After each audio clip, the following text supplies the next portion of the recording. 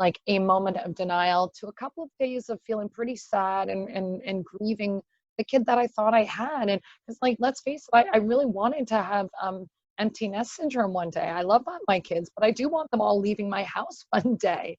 And of course, you worry about their futures. And then after a couple of days of, licking my wounds a bit, and then I just went straight into advocacy and being like, okay, it's time to put a program together for this kid. We know what we're dealing with at least, so let's go. And that's what I did. And we did put together a 40-hour-a-week ABA program for my guy, and we went hard. We went very hard, and well, it was just what I felt he needed. And at the time I was working, I would say I'm a recovered lawyer, and I left the legal world because really I felt all the research I did, it looked to me like one parent had to be completely focused on the program and advocacy and all this stuff if I wanted best outcomes for my guy. And because Daddy-O had a good job, I was able to leave the traditional workforce and find a little more balance with this new normal in our family. But interestingly, and this is how Mabel's Labels started, was because although I was leaving the traditional workforce, I'd had this idea for a company. And I started it. I talked to my sister-in-law, and I have this young aunt, and I'd been talking to them about this idea. And I knew I wanted to do something anyway, so I was like, hey, maybe we should do our Mabel's Labels. So they were like, let's do it. And it's kind of interesting, so that's 17 years ago now, Mabel started, and now 17 years has passed since Mac's diagnosis. And I'm very proud, Mabel's Labels has become we've become a very successful company, and we've filled a gap for parents. So I'm proud with how we did there. We've grown to 40 full-time employees, and we have a great community. But also I'm super proud of my son. He's now 20 years old. He just finished second year university. He's at University of Guelph. He lives on campus, and he is a lifeguard. He has his license. He goes to Queen's University for St. Patrick's Day to party with his buddies from high school. He games too much at night. He does. So, he's a pretty regular guy. He's a great big brother. That was him a couple years ago. He went on CH Morning Live with me to talk about autism awareness and, how it's impacted his life. And he's just been a joy. I often say that on my deathbed, I will say he's my life's greatest achievement, and that the other 5 are okay too. So there we are now. And let's see, what do we got next, Maria Rosa, on the slide? The early days. Yeah, so as I mentioned, the early days were pretty rough. We had a lot of therapy. We spent a lot of money. We spent money we didn't have. And I often give the advice of just beg, borrow, and steal. We were on waiting lists, of course, and the waiting list drove me crazy because I just wanted to get my kid this help. So like I said, my advice is if you have to remortgage. We didn't have fancy cars. We didn't go on holidays. Everything went into ABA for this kid. And it really felt like it was a great investment. I didn't have him actually do anything without a therapist. He went to Little League soccer, baseball, a therapist went along. He went to gymnastics, a therapist went along. It was because I always wanted him to get the most out of every opportunity. I wanted to be able to shape every, if there was a social interaction that went a little bit pear-shaped, somebody was there to help him mold it, figure out what he could do better, and then try again. Because we would learn the skill, we would practice the skill, and then generalize the skill. Having the siblings was wonderful. Honestly, it was like having little therapists, especially because there was him and then the 3 girls. And I felt like he was just socialized all the time, and he was getting dragged into his areas of deficit. He was getting dragged into imaginative play by these sisters. They were making him do stuff. They were making him pay attention. They were making him play. They would not let him ignore them. I remember once Posey throwing she was like a toddler. She threw all of his Thomas the Tank Engine trains out the gate so he couldn't get them. So he would play with her. They learned, I remember once Posey was, I'm going to say Mac was about 6, and so Posey was probably 5, and they're about 15 months apart. And Posey would notice the way that we interacted with Mac. And so, for instance, like when he would come home from school, I wouldn't say, who did you play with at recess? Because that was open-ended for him. I would say, did you play with Daniel or Jonathan? So I always gave him choice. So I remember we had moved to our new house, and I told Mac to go get a spoon for the baby. I was feeding the baby. I said, go to the kitchen and get the spoon. And we'd been there maybe a couple of weeks. And he went in the kitchen. He had no idea where to go. And Posey went into the kitchen after him and pointed at 2 drawers and said, Mac, do you think the spoons are in this drawer, or do you think the spoons are in this drawer? And I was like, oh my, cheaper than therapy. And he was like, I think it's this drawer. So you can see how, they've been a great help. I also feel like the ABA training that I had made me a better parent to all of them. I was just so consistent, and I never did like 1, 2, 3 magic. Like when mommy says you do something, like I always would follow through. I learned little tricks like, not telling them what not to do, but telling them what to do. So like, for example, Mac would be jumping on the couch, say, and I stopped saying, stop jumping on the couch. Instead, I'd be like, you need to sit down. So I'd tell him what behavior I wanted to see, not what behavior I didn't want to see. And those were really great skills that I was able to apply to all my kids. So I was really thankful for all of my training as a mom um, in ABA. Okay, so those were the early days. He started school. He went to JK with Maria Rose's little guy. And, it's interesting because I remember the first time he got invited to a kid's birthday party where I didn't know the mother. And that birthday invitation, that came home in his school bag. And I just started crying because to me, the social stuff is what's like the most important. And the fact that just some random kid invited him to a birthday party made me so, so happy. So that's in his baby book. The kid's name was Jonathan. I still remember. And so those little milestones that are so, so important to us. So I'm just going to go through a few things that I learned along the way to really try and help Mac out socially in those early days. So for me, the birthdays, I really wanted Mac to get invited to birthdays. And as such, if he did get invited to a birthday, I always made sure that kid, like we made a really big deal out of that kid. That kid got an awesome present. And when Mac had a birthday, he would have the best birthday party so that other kids would want to get invited. And it was a thing that was talked about. So I always tried to make things really a big deal so that I was kind of like the cool mom. Like I'd even go to the park and all the moms would be able to sit and have their coffees, where I'd be the mom who'd like be chasing them around being the monster. And so they'd be like, Julie, get me. And then it would be like, they want to play with Mac because Mac's not the fun mom, not the mom who sits there and has coffee. So I'd be like just that crazy mom. But I just felt like in doing that, it was giving my kids social opportunities. It was getting him invited to play dates. It was making kids want to come to our busy house. And those were all things that were really important to me. Another thing that I had to do to Mac is he was very bad at losing. And I know sometimes this is an autism thing. It's almost like that they perseverate on the winning. And that was a thing for him. And to me, his not being able to lose and be a good sport about it, I thought was impacting him socially. So I really wanted him to lose and be a good sport about it. Because really, honestly, if you're in grade 3 and you're playing What Time's It, Mr. Wolf, and you cry when you lose, yeah, that's not how you make friends and influence people. And I always wanted him to be socially appropriate. So I sat down for a day and we played games and I made him lose over and over and over again. And I'd be like, dude, if you feel like you're not going to be able to pull it together, you need to excuse yourself to go to the bathroom. You need to pull it together, come back and say, hey, mom, great game. Would you like to play again? And you know what it's like. Teach the skill, practice the skill, and then generalize it. And he eventually was able to lose with grace. And to me, that was a really, really big win.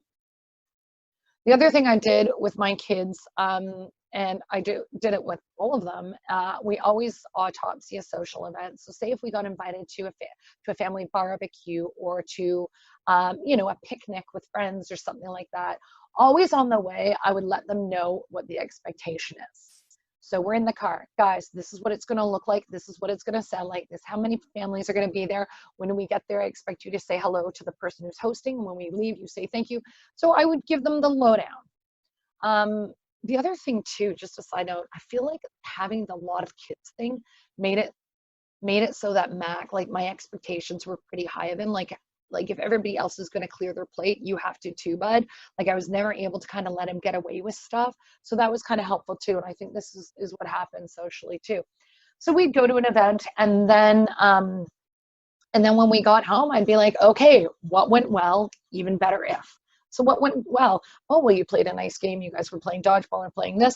Even better if you didn't do that. What could we do better? What we could learn? So we would have conversations about how the event went, and then we can apply those lessons for the next time. So I was always like just analyzing and talking about how we can do better, and also really celebrating when they did well. I mean, we know kids respond better to positive feedback. And I felt like, in the early days, all I was doing was being a nag and dragon with him. And then I decided to myself, no, every time I give him some feedback that's corrective, he gets 5 positives. So if this kid can literally only sit at the dining room table for dinner, if he can last a minute without fidgeting, at 40 seconds, I'm like, buddy, you're doing great sitting. High five, go walk around and then come back. So I try and reward him with the good behavior. I think often what happens is we reward our guys for that behavior we don't want to see. So they start fidgeting. So we say, okay, off you go. Then they learn that their fidgeting is going to get them the result they want, which is to be excused. So I try to do that. I had a sign on my fridge that said, catch him being good. And I would always have to remind myself to catch him being good. Yeah, teach them not to be boring. I know I sound like such a meanie sometimes, but I just found Mac, like, we don't want to hear about dinosaurs all the time, or your solar system interest, or you're perseverating on Thomas the Tank Engine, or whatever your little interest is at the moment. So we would teach him, and we would do double sessions with cousins or siblings or friends, where, we would facilitate a conversation, and we're like, hey, see how Ian's face just went like that? He got the glazed over look. He's bored with your stories now. It's time to shift it up and let him have a say. So now it's time for you to say, hey, Ian, what did you do last night? Ian, what's your favorite TV show? Let's make it about Ian instead of the solar system for a minute. Hey there, Mac.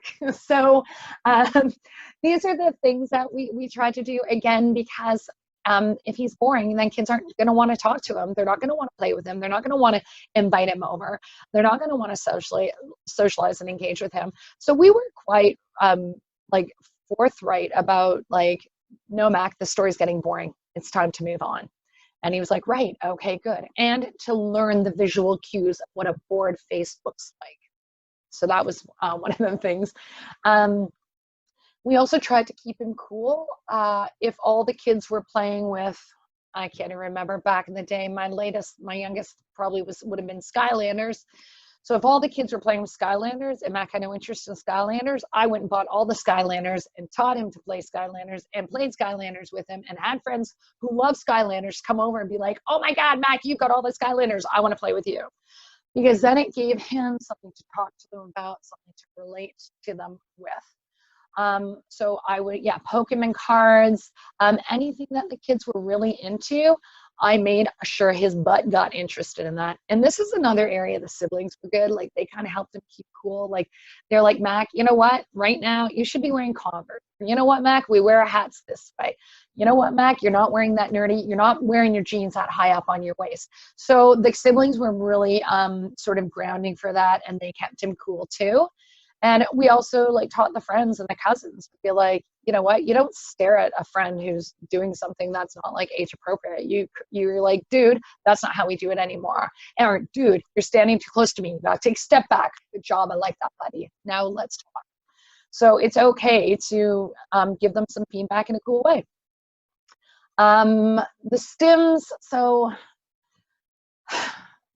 Not a fan of stims. I know none of us are. Some kids are high stimmers. I get it. Some kids are lower stimmers. My kid was a bit of a lower stimmer, and I could kind of actually get away with a zero stim policy. I know a lot of people can't. My thing was, if he had a stim, I would redirect it. Especially if you have got a kid who's got a stim. Like if Matt had something that I thought looked really weird and might make him look weird at school, I would try and maybe modify the stim so it was something that he could do under his, like, flick his fingers under his desk or something that wasn't like, whatever.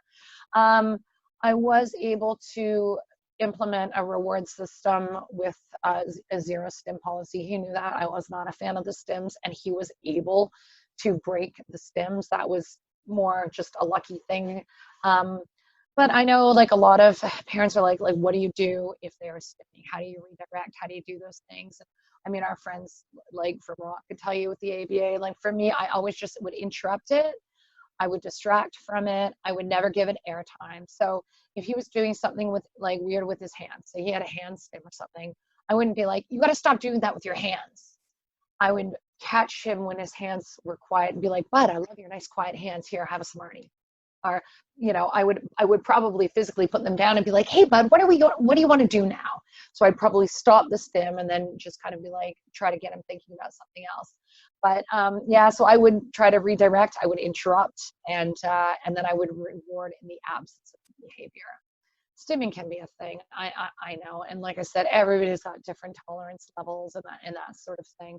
I didn't like the eye stim. I thought it was weird. One time, I mean, we've all done the bad mom thing. Like, I remember one time he actually kept doing this thing with his eyes that was blinky, and I'm like, oh my God, he's gonna start blinking all the time, and it's gonna drive me crazy. So I tried to redirect, and tried to catch him being good, and then I lost it, and I yelled at him for it. Like, I know I suck. I was like, stop doing that with your eyes. And you know what he said to me? He was in grade 1 at the time. And he said, Mom, my eyes are bullying me. They're not letting me stop.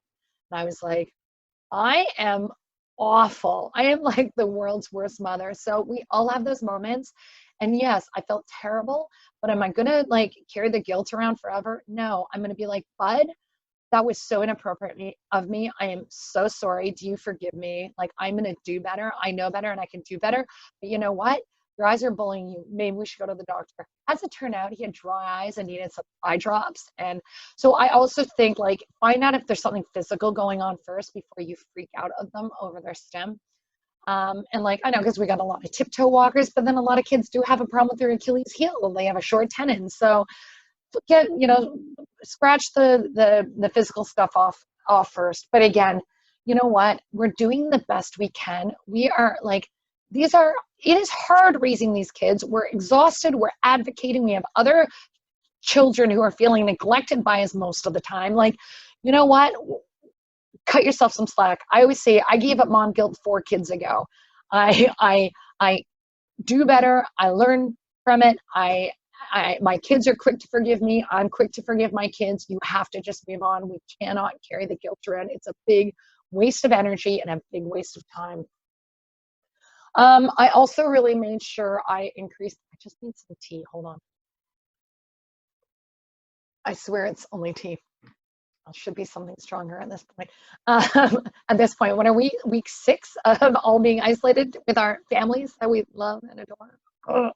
Um, so I made sure he had lots of social circles. So he had his friends from school, but I always thought it's important. What if he doesn't get buddies at school? What if he has some problems with kids at school? So then he had his friends from Cub Scouts, and then he had his cousin group friends and his sibling friends. So I tried to make sure that he had I tried to increase his social circles. He also had a lot of friends from where he did ABA. He had other kids who were kind of hanging out on the spectrum where he is, and they were working on the same skills, and they buddied around a lot, which was awesome. So I just made sure. So that might be something you want to consider, like whether I found Cub Scouts was really good for him. I felt like, there were a couple other kids who were like kind of spectrumy, or like, as I would say to my kids, there's something up. We don't know what it is, but there's something up with that kid. And And that's actually how we ended up outing Mac to himself. I'll go back to that story a little later. I might have a slide for it. If not, Maria Rosa will remind me about the coming out, because I'm sure you're all wondering about how do you out your kids, well, or not, like, or how do you out them to their siblings or anything like that. Anyway, we can talk about that later. So those are some of the social things I did with Mac, because the social stuff was really important to me. The other things, yeah, here we go. Some other, this is like how I engaged other people in it. I shared our goals. So when we would do Mac's program, we would have a team meeting every Tuesday, every second Tuesday night at my mother's house. My mother was on the team. My sisters were on the team. His therapists were on the team. We had our program director on the team. His EAs even would come to the house to the meetings, even though they weren't supposed to, because they put Mac first over policy. So we would share goals. I would share goals with neighbors, friends. Everyone had to know what we were working on with Mac. And then when it moved to maintenance, certain people were told to pull out some of the maintenance stuff to check it out and make sure if he's remembered it. If he didn't remember that skill, it moved back to the goals. I have to say, though, the reason we did so much ABA was Mac was a huge responder. I don't think anything ever came off maintenance for that kid. But with a lot of guys, it does, right? So, and it was actually interesting because I was talking to his pediatrician. His pediatrician said, Julie, now that you see, like, I mean, his gains are unbelievable. He's responding so well to ABA. Are you going to cut down on the hours? And I was like, quite on the contrary. He's responding so well to ABA. I just upped them. Hey, it's working. Let's keep doing it. I also made everybody in my family, they all had required reading. All grandparents, all aunts and uncles got trained in ABA. And it's pretty interesting too, because my father-in-law was very kind of, oh, he'll be all right. You're fussing too much. You know, Mac would be playing with some blocks or something, and I'd interrupt the play because he was stimming. And my father-in-law would be like, just leave him alone. Geez, he's happy and quiet. And I'm like, that's dead time. I don't let him do dead time. He's not playing appropriately with these toys. He's lining them up by color or whatever. So no, not acceptable. So father-in-law, of course, just thought I was a fussy first-time mother and he would be fine. Anyway, I sent him off to ABA, the grandpa off to ABA training. And when he came back, he said something to me that has stuck with me, and probably is one of the kindest things somebody's ever said to me. You know, he came back and I'm like, Adrian, so what did you think? You've had a full day of workshops. You've learned about ABA. Does it help you understand Mac better? And he said, no, not necessarily, Julie, but it sure makes me understand you better. And I'm so sorry. And I'm going to start paying for ABA too. I'm going to make a monthly contribution. And I was like, I felt so heard and so listened to. And he also was seeing the gains that Mac was making and what a great investment it was. So sharing goals was a huge thing for us. Finding your people. I mean, hey, I'm preaching to the choir here. You're here. You're the people who are trying to connect with other moms or other professionals who are living the dream right along with you. I remember back in the day, there was no Facebook. I think we had like one autism online listserv group. Like, remember back in the day? This is 17 years ago. But I had a parent support group that I went to the first Monday night. It was through Autism Ontario, the first Monday night of the month. And for me, also remember that time when I had my 5th kid. Mac, my oldest, was only 6. So I was having a lot of babies. That was my night out. I went out at 7 o'clock and I didn't put the kids to bed that night. That was like my night out. And I loved it because I was supported and surrounded in that table by other parents who were dealing with the same stuff. And we were sharing what worked. And we were sharing what therapists we liked and what reading material. Oh, it was so magical. And, you know, for you parents now, this is an amazing time. Like, there are Facebook groups, there are Zoom chats and times like this. There's great ways of connecting with other parents. So really find your people, find your support, find your people in real life too. And yeah, telling people about your expectations. I was very clear about what my expectations were of other people. As I said, my family and close circle of friends were very involved in Mac's program. But I did tell other parents, I told mothers at school what I expected of them. I said, hey, you know what? Why don't you invite Mac over for a play date? This would be a great opportunity. I'll come over and I'll facilitate it. Or why don't you know? Or they'd be like, Julie, what would you, what can we do to help? Or what, And I would just tell them. Like I never was kind of shy about it. I'm like, this is what I need from you people. If you want to support me and my kid, then you need to tell your kid to invite him to play hide and go seek at recess. And they'd be like, great idea. You'd be surprised how people, when you set the expectations, sometimes people live up to them. And if they don't, whatever. I didn't care what people thought of me. I didn't care if people thought I was a crazy mom. I cared about my kid. Like, whatever. I got enough friends. I don't need more. That's what I'd always say. And I honestly, through this autism stuff, it was a lesson in not caring what people think about me. And I'll give an example. So Mac was that kid who never came to me for comfort. He would get hurt and fall at the park, and I would only know he fell at the park because he was bleeding. He had that high threshold of pain. He didn't seek comfort. So I thought he was just a really tough little toddler, right? So then I have Posey, and she, has a hangnail and she's wanting mommy, mommy, mommy. And I'm like, wow, she's so high maintenance. But of course, this is the thing too. I don't know where your kiddo is in birth order. I felt like it was a little bit of a disadvantage him being my first, because I think if I had others, I would have been kind of onto things a bit sooner. Instead, he was kind of like my normal. And so then when I had Posey, I just thought she was like a big suck. So I was, as part of his program, I was trying to teach him to come to me when he was hurt. And so one time I was at the park and he would have a fall and I would go running over and be like, Mackie, where does it hurt? Mommy's got to kiss it better. Remember when we're hurt, you come to mommy to kiss it better. So he'd be like, I'd be like, oh, it's your knee. Let mama kiss that. Or let's brush you off. And then Posey would fall. And you know what it is like with the neurotypicals? They fall and they look over to see if you saw it. And then if you saw it, they start crying. So he would fall and I'd rush over and shower him with attention. She would fall and I'd look the other way. And I noticed that these moms were like looking at me like I was an evil mother who clearly had a favorite child. Well, I didn't have a favorite child, although he is pretty cute. But I knew that I had to do that for his program, and I didn't need to do that for Posey. What Posey needed in that moment was to toughen up and not go crying to mommy over one little spill, and what Mac needed was to learn to come to mommy for comfort. So in that moment, I stopped caring what other people think, because I'm the most qualified to treat my kids the way they need to be treated. And it is, I learned this lesson from my mom. I don't treat them equally, because that would not be fair. They have different needs. I parent all 6 of them differently because they have different needs. It's fair, but it's not equal, is a great way to put it. Somebody told me that term when I explained that my way. She said, yeah, in our house, she had a brother with autism. She said, fair, not equal. And I'm like, that's exactly it. So share what you expect around inclusivity and what you expect around learning. And you know what, if they think you're a crazy mom, so be it. You're in good company. You're right here with me. I also, I use person first language. I always do. And when I say that, I don't say I have an autistic child, because I have a child with autism.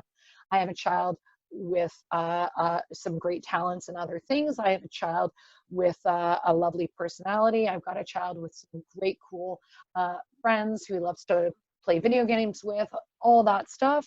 Like, I don't say, if you have a child with cancer, you don't say I have a cancerous child. So to me, I'm always using person first language, and I remind people that there are so many parts of Mac, and yes, of course, the autism is there, and Mac says it's there. And he, one time I said, do you feel like you've kind of like outgrown it or anything? And he's like, oh no, mom, I'm just pretty good at hiding it. But I will tell you, he is second year university. He does well. This kid does well, but it is still there. And the thing that the way that I like still see it is around like the self-advocacy. Like, I needed to go up there, have him sign off, because they're an adult. So here's the thing that drove me crazy about university, right? So he goes off And so he's supposed to get himself sorted with his courses. He's supposed to go to student services for students with accessibility issue, whatever, student accessibility office. He's supposed to, meet with his professors if he's having a problem. He's supposed to self-advocate. He's supposed to be organized, and he's supposed to use all those executive functioning skills. Guess what? This is what he sucks at. This is what he is terrible about, at all that organizational time management. And here's the thing, I can't reach out and help because he's an adult. So all the things he's the worst at, he now has to go off into the world, live alone, and be good at them. And I can't help anymore because he's an adult. So basically, we got around that. He signed off that his advisor could communicate with me on the emails as well, because he learned a really good lesson per semester because he wanted to do it on his own. That didn't end so well. So then I was like, okay, bud, you tried it without the help of student accessibility services. And he was like, oh, why didn't I just listen to you the first time? And I'm like, bud, you're not the first teenager who didn't listen to their mom. But now we've learned from it, so let's go and get set up. So now he has somebody who can do note taking, and they post the notes so he can just concentrate on the lecture. Now he can write his exams in a separate room with a little bit more time. Now he has a reduced course load. Instead of 5 courses, he's doing 4 courses. So these are things that are available to our kids who have a diagnosis. Student accessibility services there for kids on spectrum, kids with ADHD, kids with anxiety, kids with mental health issues, whatever, LDs. There are so many services for our kids. And so don't think that your kid is not necessarily going to go to college or university. They sure will if that's something that is a goal of theirs and they want to do. It's not for everyone, just like it's not for every neurotypical child either. But it is something that don't write it off because your child's on spectrum. So yeah, that transition to university was a transition. Transitions are tough. I still have Mac working with an executive functioning coach because he has a hard time if he has a paper coming up. He has a hard time organizing and chunking out what research needs to be done in time. So she helps him with that. She'll be like, okay, Mac, this week you have this paper. Let's work backwards from there. That paper is due April 1st. What do you want to have accomplished by March 15th? What should you have done by March 1st? And then he has the paper done usually, hopefully a week before it's due. And then he can get it proofread, he can get suggestions, that sort of thing. So that's an issue that still lives with us, executive functioning, but the improvements are incredible. And we have, from the time that we had to go hard, we actually pulled some of the help away a bit, and he is getting better at it. It is practice, and it's probably always going to be a struggle, but he is living very independently. We kept him in residence because I don't want him thinking about paying hydro bills or even feeding himself, quite frankly. I want him to focus on just like doing his like Dungeons and Dragons club and going to the gym and doing his courses. So keeping him in residence was probably a good move. He doesn't want to stay in residence for third year, but we're currently arguing that one out. So we'll see. Yeah, now, does anybody have any questions for me? I know there was a question I know earlier, somebody was asking about transitioning a child from grade school, like grade 8 to high school. That was a really big concern for me. I started researching schools when Mac was in grade 7. I have to admit, I did pull Mac from the public system in grade 6 for a couple of reasons. One was he's a late in the year guy. He was born in November, and I felt he could really use doing grade 6 again. So the thing is, when you're in the public system, they kind of don't let parents just decide to have a kid repeat a year. He didn't fail the year. He was good, and they like to keep them age appropriate. But I felt very much that his victory lap in grade 6 would set him up for success later. So I pulled him out of public school, and I went to the private school that I sent him to, and I said, look, I want him to do grade 6 again. And Mac wasn't actually that cool with it, but I was like, bud, I think it's a good decision. You need to trust me on this. You know I've got your best interests at heart here. And you know what? You'll get caught up on the math. You won't be the youngest kid in the class anymore. So he was like, he got on board with it. And that was a really cool decision. I was so glad for that. The other thing with the private school that he went to, is there were 10 kids in the class, 9, I think. So it was a really tight-knit group of kids. They learned around a table. It wasn't like he could fake it in class so badly that he was paying attention. When there's 30 kids in a class, he could fake it so well, and then he would just not have any clue after the lesson what to do. And that was the thing. His behaviors were good.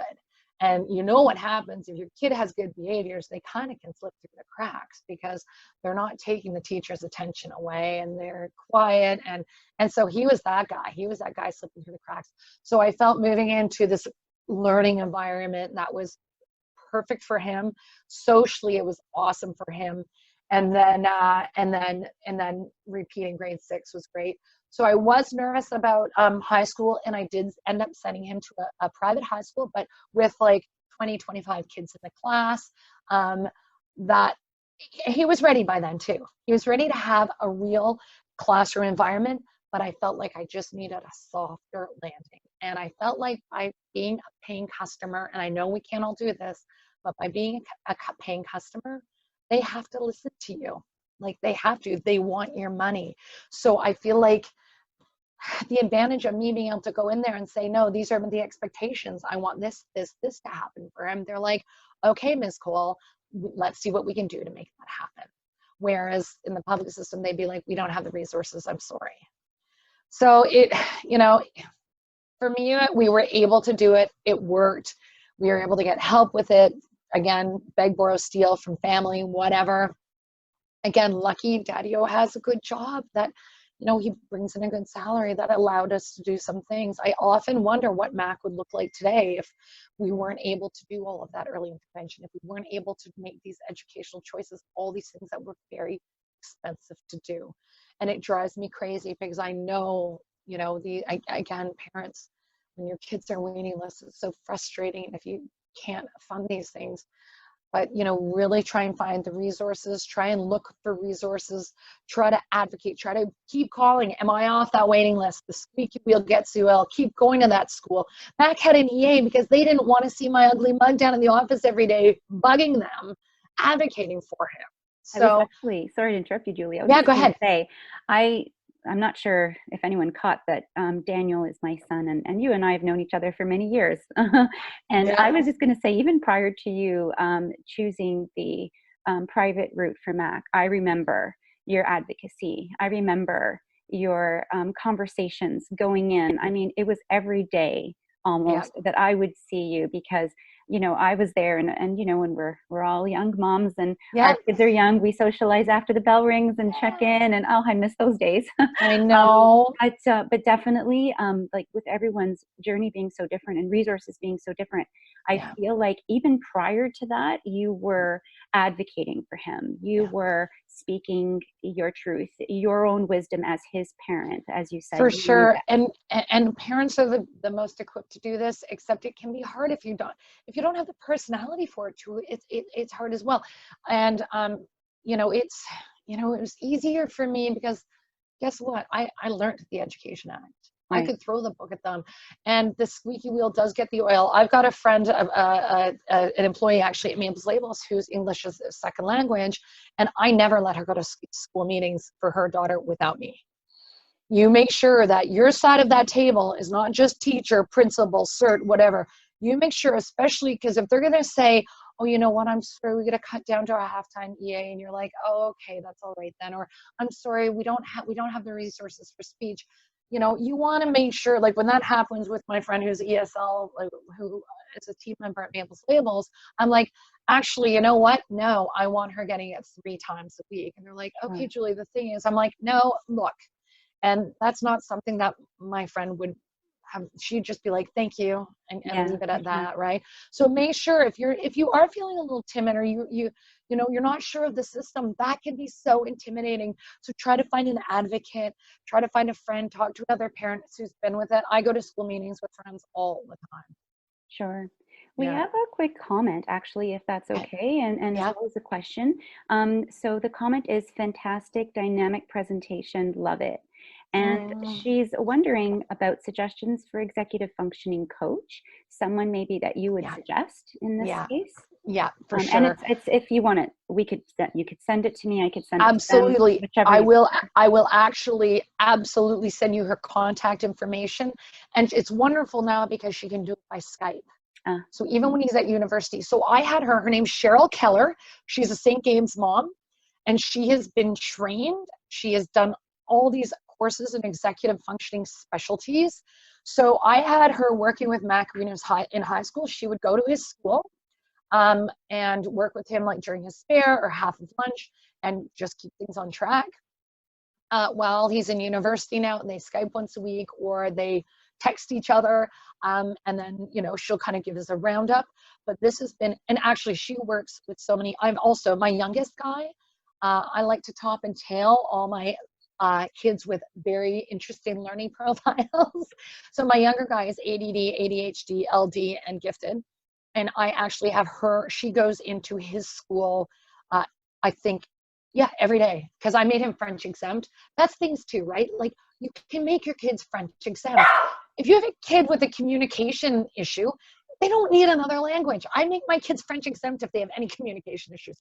So now when Finian, his friends are doing French during that period, Cheryl goes in and works with him. So it's perfect. So yes, I will forward Cheryl Keller's information. She just Right. launched her own executive functioning business, like she's working with Mac, and she's friggin' brilliant. So we'll share that resource. If any of you guys are friends with me on Facebook, you can find her on my Facebook as well. But Cheryl Keller is her name. Google her, Burlington, and she's an awesome mama. I wish, I should have told her to come to this actually. I recommended her to a bunch of folks, but she's a great resource, and she's local. She's a Burlington mama, Oh, that's handy. Yeah. We're just wondering if anyone else might have any questions. We've got. Let me just Sorry, look through I'm my just notes reading the too and chats see. here as well. So this is another. My mother's calling me. I'll Oh, just decline. so cute. So I've got another comment coming in.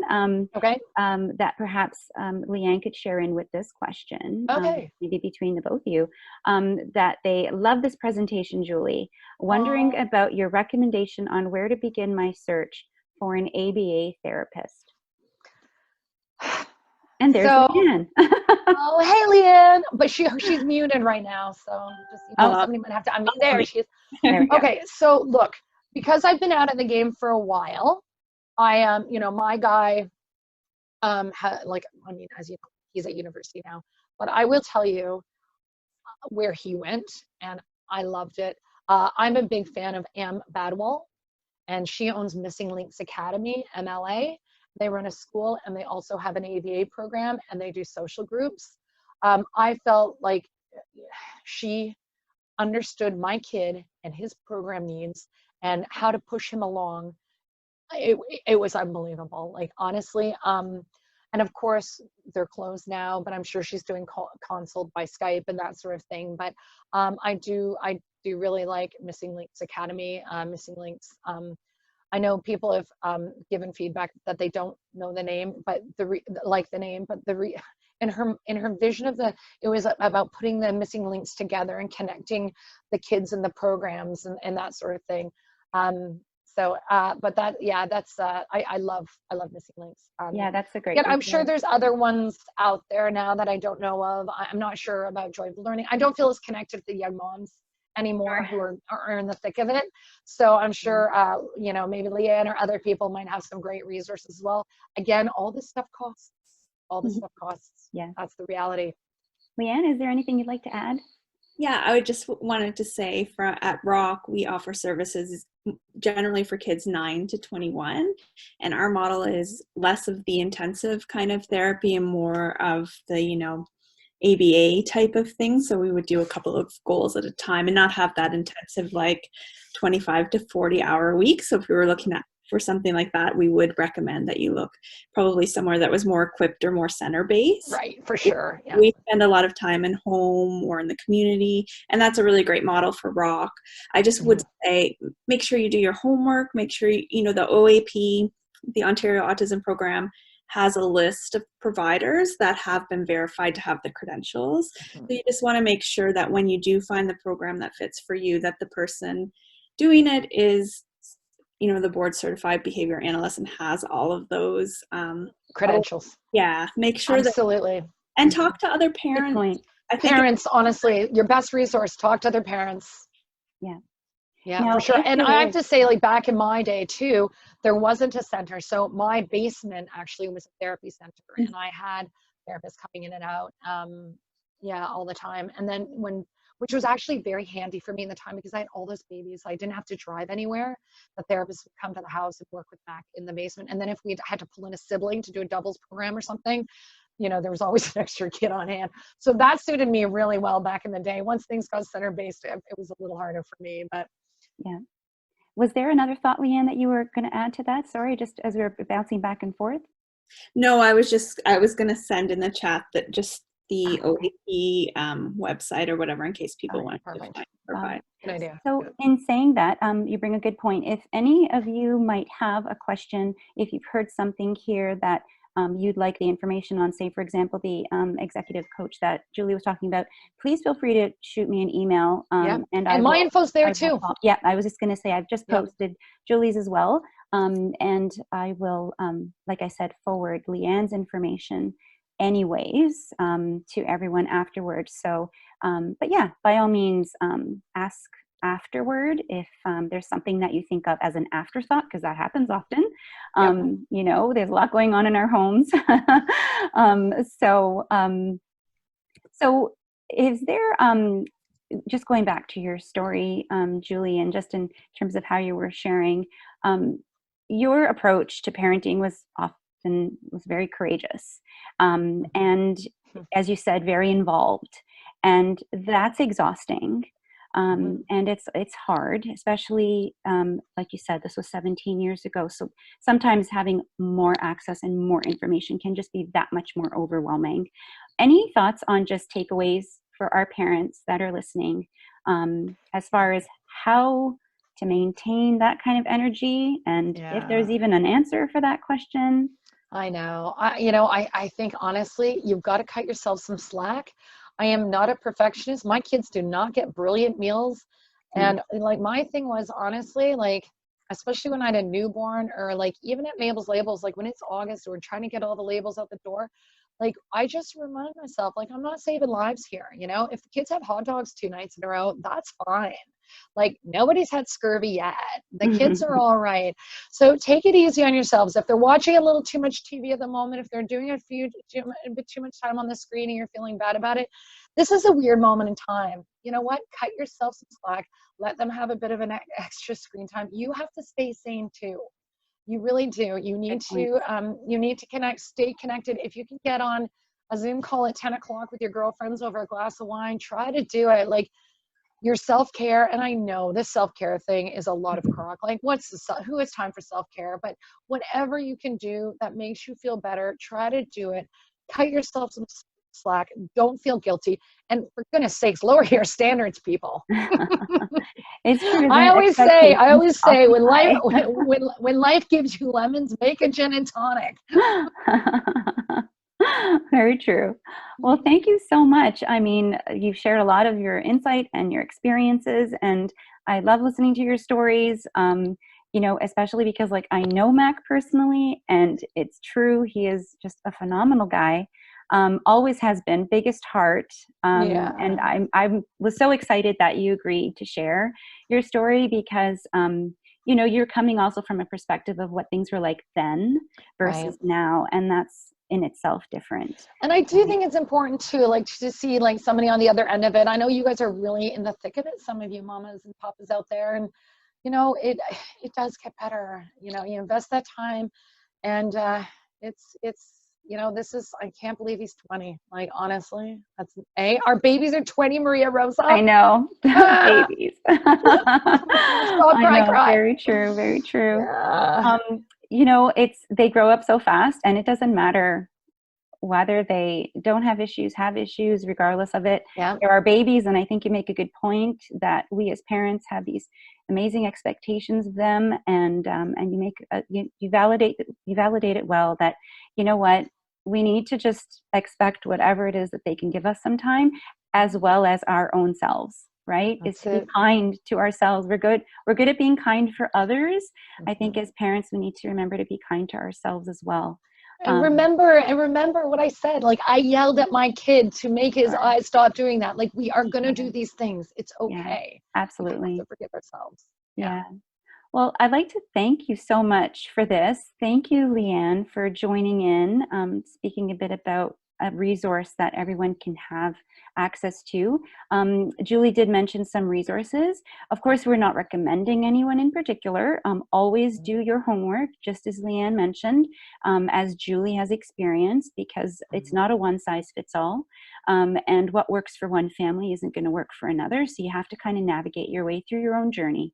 But we're here to support you in that journey. I guess that's where we all come together, and sharing our stories is really key to that, because you take what you can and you leave what's not for you, right? We do ask, and I know this is sort of an afterthought, but your opinion means so much to us, and what you felt about this particular experience. So we have posted a very quick survey, if you wouldn't mind. It's specific to this presentation, but just your experience as a whole, and it's very quick. Say nice things. I will send Julie after you. Exactly. So on that note, if anyone has any last comments or a question that you've thought of, it's not too late. By all means, throw it over to us. And again, if it's an afterthought, my email is there, as well as Julie's is here on the screen, and I will forward you Leanne's contact for the program. So I guess on that note, guys, I guess we'll say goodbye. And thank you for having me. Oh, thank you. And it's been a pleasure having you all here. Even though I can't see you, I see your names. And this has been, like I said, a first for me. So I thank you for honoring me and our program, Halton Families for Families, and what we're trying to do for our community. And again, thank you to Leanne and Julie, because it takes this kind of collaborative to make Halton Families for Families what we are. So thank you again for your evening and your time. And I wish everyone the best and keep safe. Oh, thank you. Bye, Take everyone. Care. Bye.